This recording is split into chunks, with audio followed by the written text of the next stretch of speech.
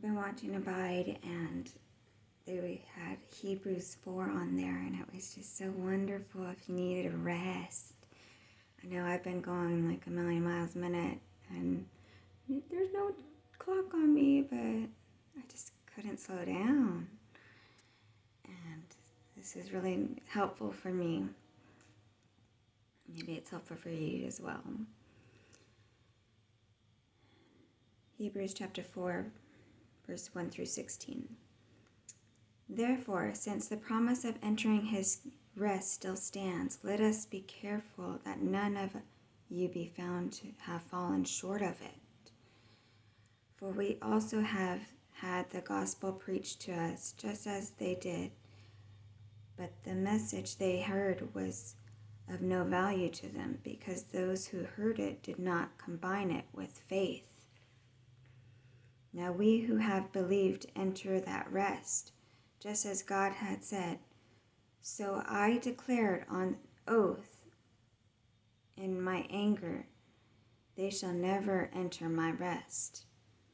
And yet his work has been finished since the creation of the world. For somewhere he has spoken about the seventh day in these words, and on the seventh day God rested from all his works. And again in the passage above he says, they shall never enter my rest. It still remains that some will enter that rest. And those who formerly had the gospel preached to them did not go in because of their disobedience. Therefore God again set a certain day, calling it today, when a long time later he spake through David, as he was said before, today, if you hear his voice, do not harden your hearts. For if Joshua had been given them rest, God would have not spoken later about another day. There remains then a Sabbath rest for the people of God.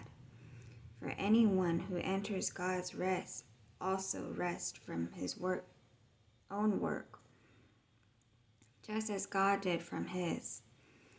Let us therefore make an effort to enter that rest, so that no one will fall by following their example of disobedience.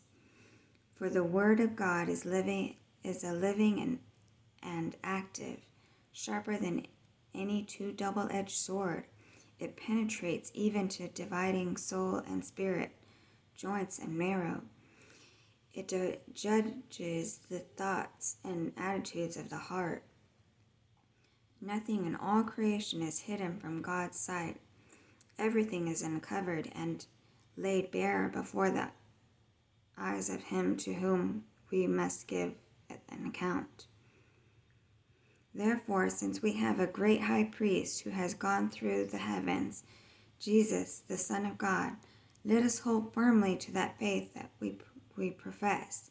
For we do not have a high priest who is unable to sympathize with our weakness, but we have one who has been tempted in every way, just as we are, yet was without sin.